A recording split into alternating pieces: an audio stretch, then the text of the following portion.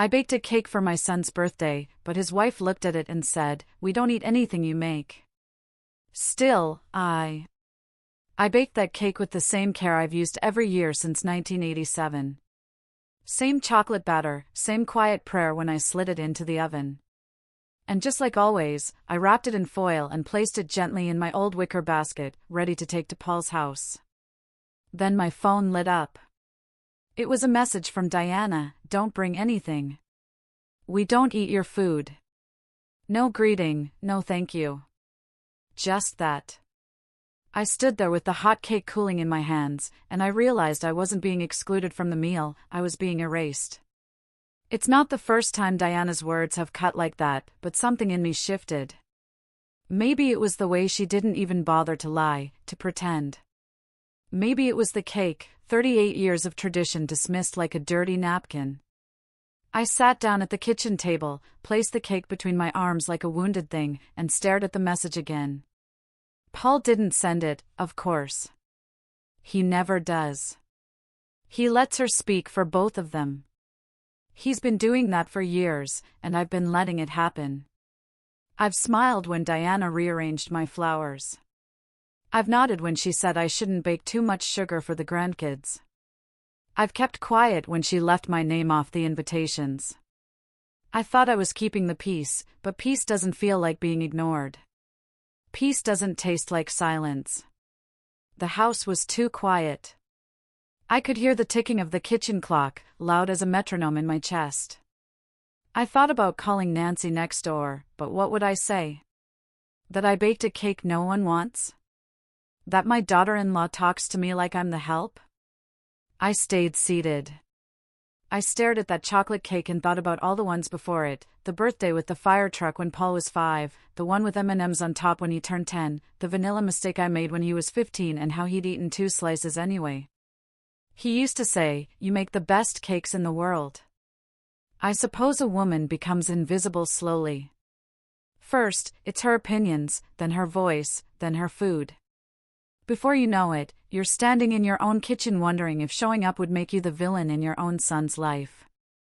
I didn't cry. That's the thing. I wanted to. The sting behind my eyes was there, but I didn't. I cut a slice of the cake and ate it by myself. Still warm, still soft, still mine. That felt important. Then I pulled out the drawer where I keep all the birthday cards Paul has ever given me, every single one, tucked neatly together with a ribbon. The last 5 were signed only by him, not a single word from Diana. Last year's had been a printed card with a pre-written poem and Paul underneath. Nothing else. I stood up, put the rest of the cake in the fridge, and took off my apron. Enough. Enough pretending. Enough making myself small so others could feel big. If my cake's not welcome, maybe neither am I. And maybe that's not such a bad thing. I reached for the notebook I keep in the drawer beside the stove. It's where I write down things I need to remember: recipes, phone numbers, small truths. On the top of a clean page, I wrote, "They don't eat my food, but they still take my money." Because that's what this has been about, hasn't it? Every month, like clockwork, the quiet withdrawals: Ben's school trip needs covering, the roof needs patching, just until payday. And I've said yes every time, no questions, because I thought giving meant loving. But now I'm starting to wonder. Maybe it's time to love myself a little more. Maybe it's time to stop feeding people who'd rather starve than sit with me. And so I sat at that same table, the one Paul had done his homework on, where we used to drink cocoa in the winter, and I planned my next steps. No more giving without asking. No more being polite while being erased. I'm 79 years old, and I'm done baking silence into every bite. Tomorrow, I'll go to the bank. The next morning, I ironed my blouse. I hadn't worn that pale blue one in over a year, too crisp, too formal for grocery runs or quiet afternoons. But it felt right for what I had to do. There's a dignity to pressed cotton, even if no one sees it but the teller behind the desk. At the bank, everything smelled like air conditioning and disappointment. A young man at the counter greeted me with that wide smile people use on old women, friendly, loud, a little condescending. I gave him my account number without smiling back. He tapped at his keyboard, then looked up. "How can I help you today, Mrs. Ellis?" "I'd like to review my automatic transfers." He blinked. "Of course. To your son's household, correct?" "Correct." Since Paul had started that small landscaping business 5 years ago, he'd asked for help, just for a couple months. The months had turned into years. Diana never asked. Diana just expected. And I'd kept the arrangement quietly, like I kept the lawn trimmed and the pantry stocked. "They're under Ellis Family Monthly Support," the teller said, scrolling. "Would you like to change the amount?" "I'd like to stop them altogether." He paused. "You want to cancel the transfers?" "I want to stop paying people who won't eat my food." He didn't laugh. He was well trained. Just clicked his mouse and nodded. "It'll take effect next month." I nodded back. "That's fine." I walked home slowly, listening to the leaves rattle in the wind. I hadn't told anyone I was doing this. There would be calls, texts, confusion. But for the first time in years, the thought didn't make me anxious. It made me lighter. At home, I opened the bottom drawer of my dresser and pulled out the folder I'd labeled Paul and Diana. Inside were printed statements, copies of checks, old text messages I'd written down by hand. I added a fresh note at the top, March 18th, canceled monthly support. $650 per month. No discussion, no guilt. I put the folder away. Then I made tea and sat at the window, watching the neighborhood come to life. Nancy across the street waved while trimming her roses. I waved back. Her daughter was visiting again, 3rd time this month. I wondered if they were baking together. My phone buzzed around noon. It was a message from Paul. "Hey Mom, did the bank say something was wrong? Got a notice about the transfer." Not "Hi Mom." Not "How are you?" Just straight to business. I didn't answer. At 12:32, Diana called. I let it ring, then I turned the phone off and left it in the kitchen drawer. Let them wonder. Let them feel the itch of silence. I've worn that feeling for years. Time they tried it on. Around 2, I took a walk to the florist. Thelma's shop, bright, overstocked, always smelling of lilies. Thelma smiled when she saw me. "Mrs. Ellis, you haven't been by in ages. I'd like a bouquet delivered to myself." She laughed. "To yourself? Bright colors? Ranunculus, tulips? Maybe something that doesn't apologize for taking up space?" Thelma smiled softer. "I can do that." She didn't ask why. That's the kind of kindness I wish Diana understood, the kind that doesn't dig. I paid in cash, left a tip, and walked home with a slice of sun on my back. When I opened the door, the house was quiet again, but it didn't feel empty. I reheated the leftover cake and ate another slice. Still rich, still soft, still mine. I thought about what else I might change, the will, for one. The deed to this house. I thought about Ben, my grandson, gentle, awkward Ben, who always helped me carry groceries, the only one who ever thanked me for pie with a hug. There was more I needed to do, but not today. Today, I'd sit with this silence, not the one they pushed me into, but the one I chose. There's power in not replying. The next morning, I laid out every envelope they'd ever sent me, not birthday cards, those I kept tied in a ribbon, but the ones marked urgent, please or just this once, requests for help that came dressed in pleasantries. There was one from 3 years ago, when Ben needed an advanced calculator for AP math. I'd written a check for $120. Later, I saw the receipt. It had gone toward Diana's new handbag. I began a list, Ellis Family Financial History. March 2015, $3,000 seed money for Paul's business. December 2016, $800 emergency plumbing. Diana's Instagram showed them at a spa. April 2018, $200 Ben's school trip. July 2019, $1,500 car repairs.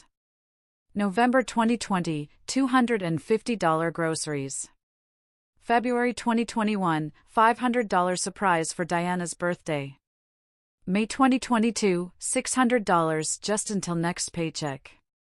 In total, $11,025 over a decade. I never said no. And yet this year, I was told not to bring cake. The numbers weren't what hurt me. I would have given twice that without blinking if I felt appreciated. But when love turns into quiet obligation, when giving becomes the only language you're allowed to speak, it hollows you out. That afternoon, I called my lawyer. Mrs. Ellis, it's been a while, he said, a man in his 50s, warm voice, too many pens in his pocket. Still keeping things in order? Yes, I replied, but the order's changing. I made an appointment for Thursday. That night, the silence shifted. I didn't just endure it, I filled it. I lit candles. I baked scones just for me. I wrote a letter to myself and signed it like a friend would. You're not invisible, Maggie. You're just missing. I slept through the night for the first time in weeks. On Wednesday, Paul showed up at my door. No text, no call. Just him and his nervous knock. I didn't pretend to be surprised. Mom, he began, eyes darting like he was 12 again and about to admit breaking the window. Can we talk? I opened the door wider but didn't step aside. Is Diana with you? No, he said quickly, she's at work. I let him in. He sat at the edge of the couch, hands clasped. Got your message, he said. I didn't send one. He paused. Right. I meant about the money from the bank. I just wanted to see if everything's okay. I sat across from him, no cake between us this time. Everything's fine. I just decided to stop giving to people who don't want anything else from me. He looked down. It's not like that. Isn't it? He swallowed. Diana didn't mean anything by that message.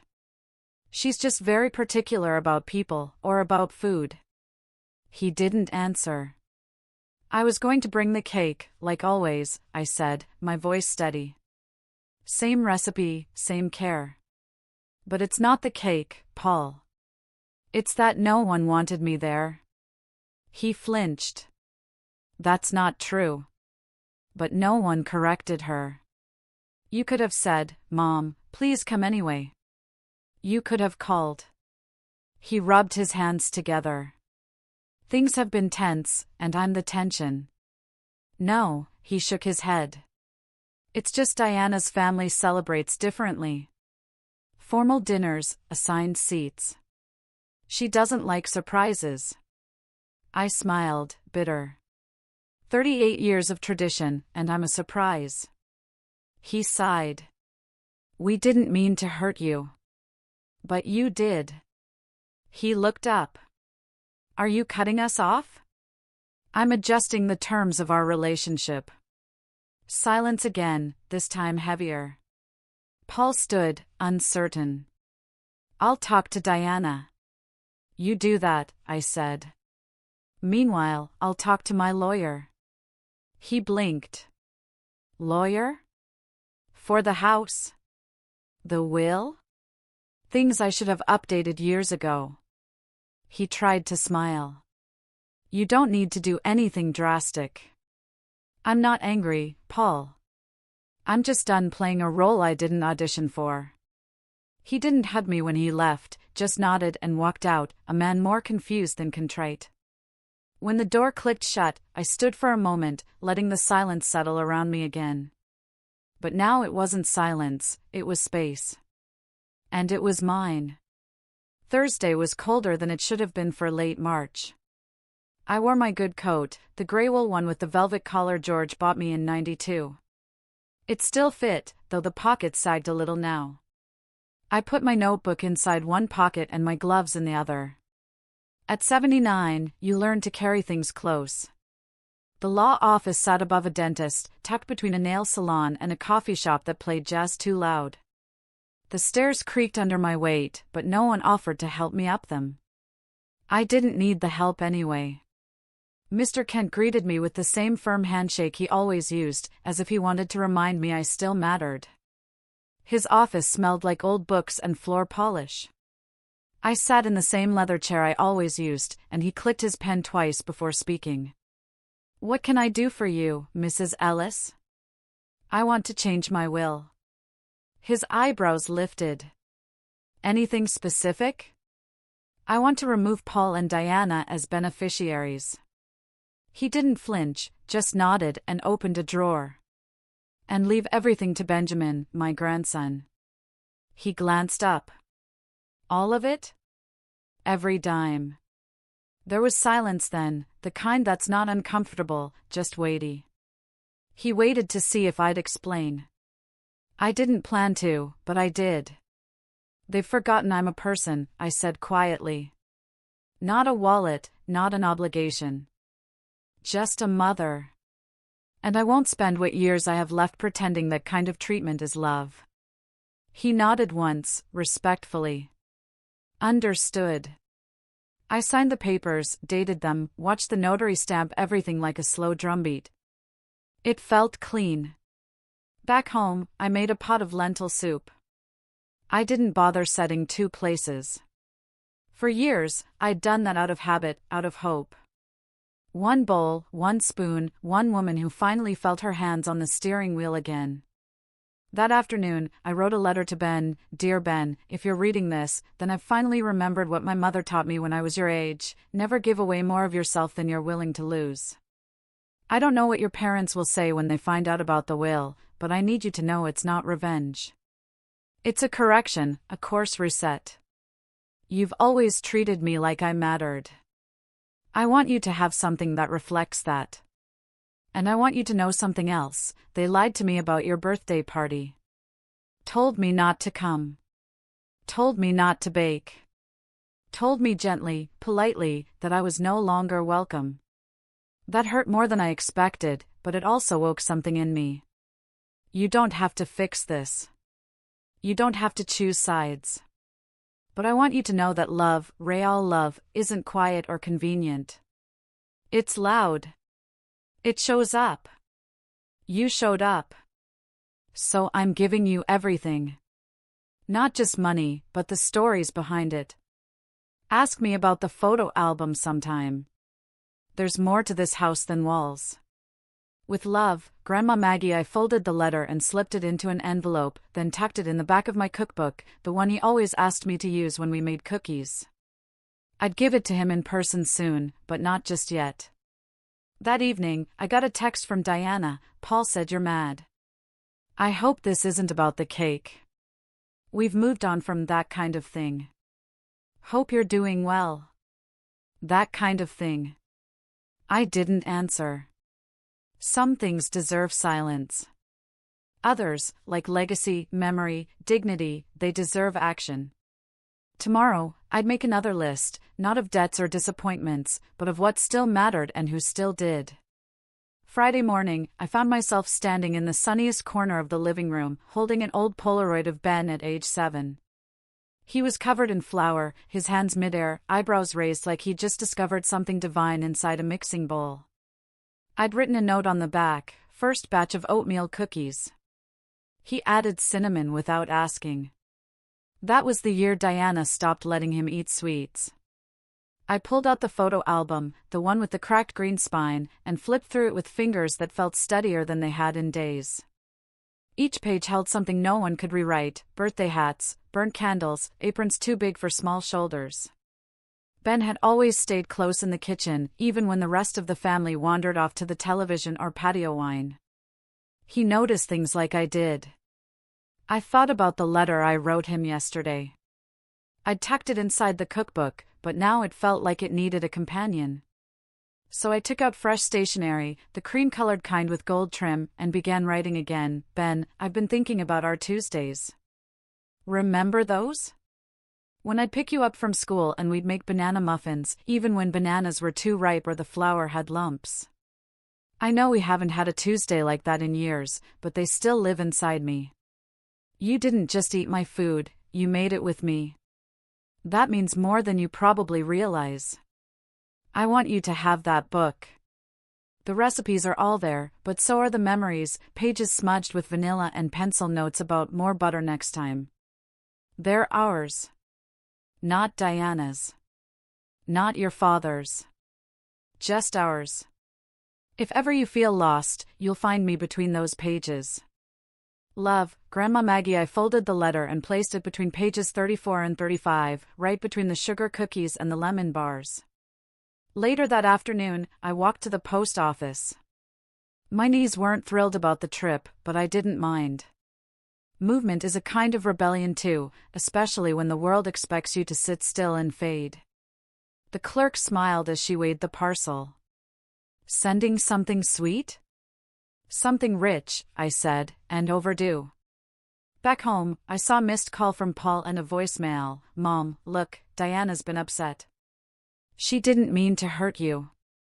You know how she is with food, very particular. Maybe we can do a dinner next weekend, just us. I'll call again later. No mention of Ben. No apology. Just the usual half-hearted patchwork. I deleted the message. Around 6 p.m., the doorbell rang. Ben stood there, backpack slung over one shoulder, taller than I remembered. His face lit up when I opened the door. Hi, Grandma. I blinked. Well, this is unexpected. I was nearby, thought I'd check in. Is this a bad time? No, I said, stepping aside. This might be the best time. He stepped in, glancing around like he always used to, taking in the pictures, the smell of tea, the scratch of the radio in the background. I found your note, he said after a moment, pulling it from his coat pocket. The one in the cookbook. You already got it? I stopped by the post office. I know Linda, the clerk. She gave it to me early. I smiled. That's cheating. It's resourceful, he grinned. We sat in the kitchen, where the last rays of light fell across the tile floor like honey. I poured tea. He didn't ask for anything, but he saw the cake tin on the counter. You baked? No reason, just habit. He opened the tin. It was carrot cake, his other favorite. You remembered, he said. I never forget the people who see me. He looked down, suddenly unsure of himself. I don't know what they told you, but I didn't know about the party, about the message. If I had, I know, I said. That's why I wrote to you. He took a bite of cake, then just sat there, holding the fork like it was something sacred. You always make things feel better. No. I just stopped pretending they're not broken. He stayed longer than I expected, asked about the flowers on the windowsill, about the book I was reading. He helped me carry laundry upstairs without asking. He moved like someone raised by kindness, not control. When he left, he hugged me the way he used to, tight, silent, real. After he was gone, I sat down and looked around the kitchen. Nothing had changed, but everything had shifted. And I was just getting started. The house was still the next morning, but not silent. There's a difference. Silence is what you get when no one calls, when messages go unanswered, when the spaces around you feel like an accusation. Stillness, though, that's peace. That's the hum of the refrigerator, the creak of old floorboards under your own step. That's what I had now. I made oatmeal and ate it on the back porch, wrapped in my shawl. The sky was soft with low clouds, and the wind carried the faintest scent of lilac from Nancy's yard. I thought about how many years I'd spent waiting to be called, invited, acknowledged. Waiting for Paul to remember I loved him before Diana corrected him. Waiting for birthdays that came with a text and nothing more. But that kind of waiting, it's a kind of disappearing. You shrink yourself small enough to not take up too much room in their lives, and then one day you realize they don't see you at all. After breakfast, I opened the big cedar chest in the spare room, the one I hadn't touched in years. Inside were remnants of things that had once mattered: George's cufflinks, my wedding veil, Paul's baby blanket, the certificate from Ben's kindergarten spelling bee. I held each piece like a question: who were we then? Who did we promise to be? And what had we become? I found the quilt I'd started during my chemo treatments 12 years ago: soft blues and greens, patches from old shirts, curtains, scraps of memory stitched together with hope. I'd stopped working on it when the doctors said I was in remission.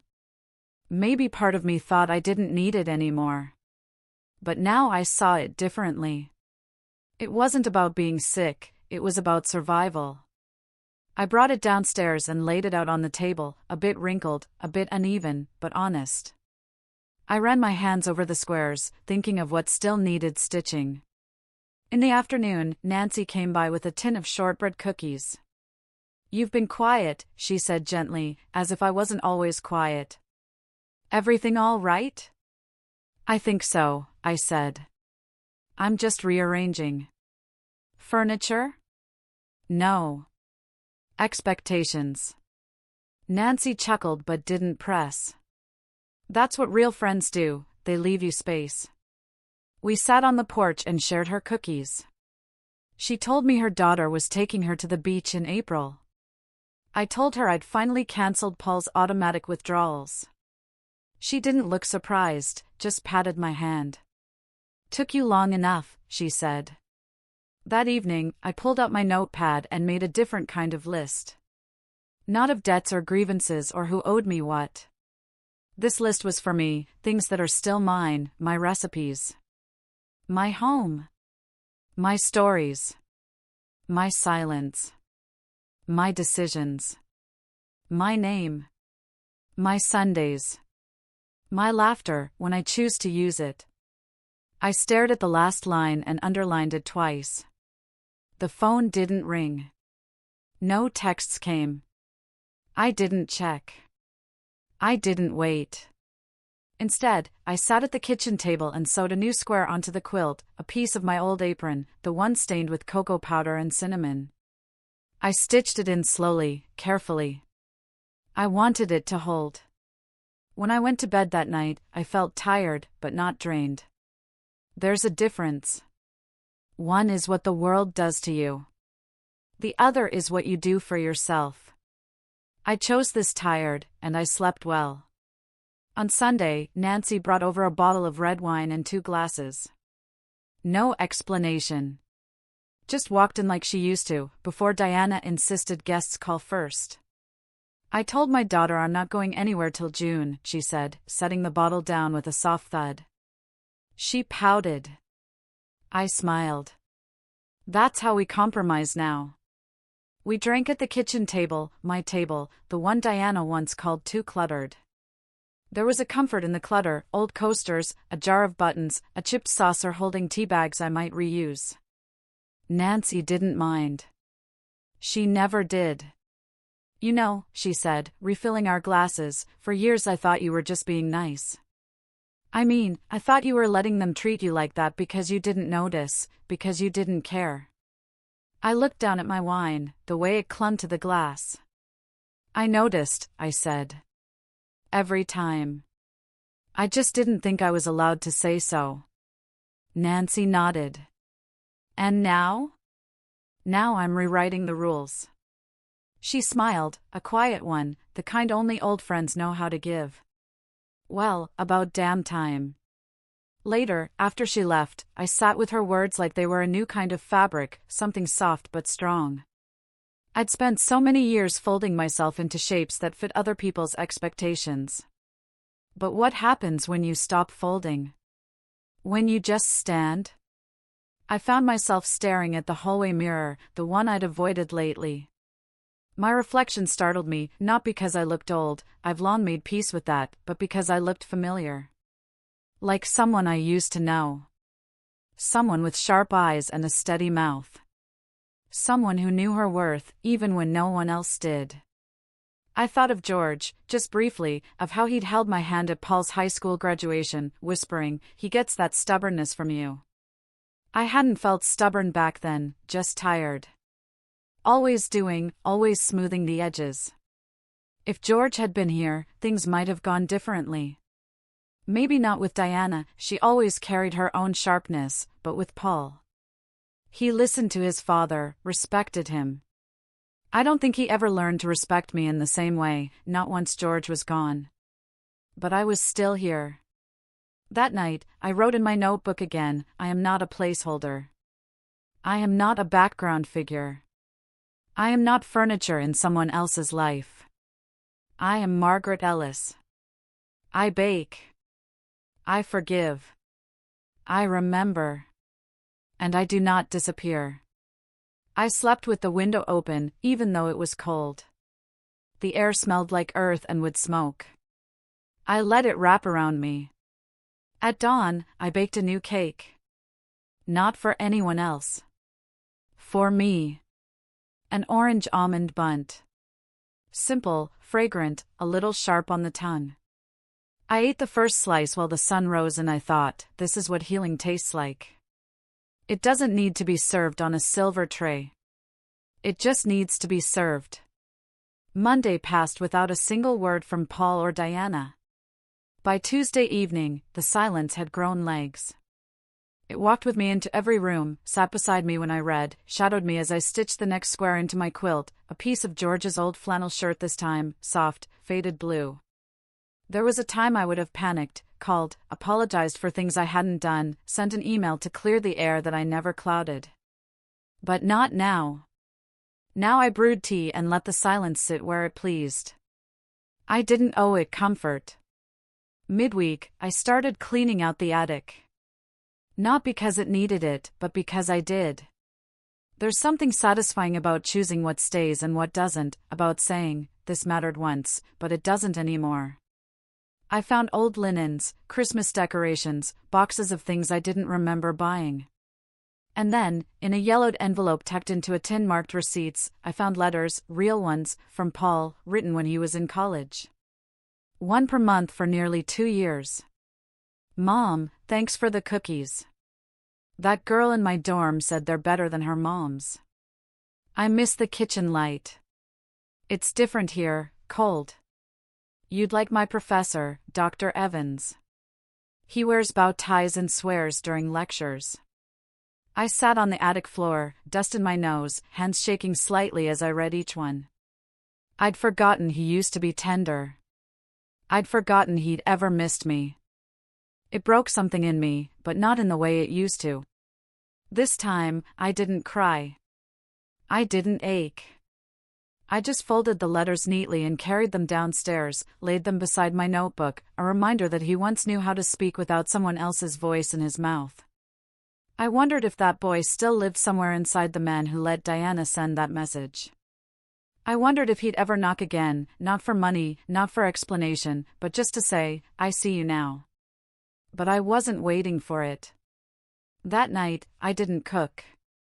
I opened a can of soup, toasted a heel of bread, and ate at the kitchen counter, the radio low in the background. There's a comfort in simple meals, no performance, no plating, just nourishment. After dinner, I called the community center, asked if they still needed volunteers for the baking class on Thursdays. "Absolutely," the woman said.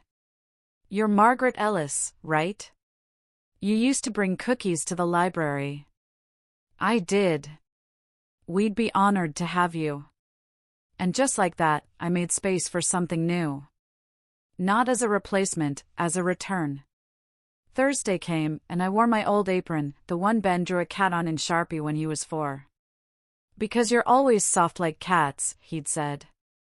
The class was full of people who reminded me of younger versions of myself, unsure hands, uncertain smiles.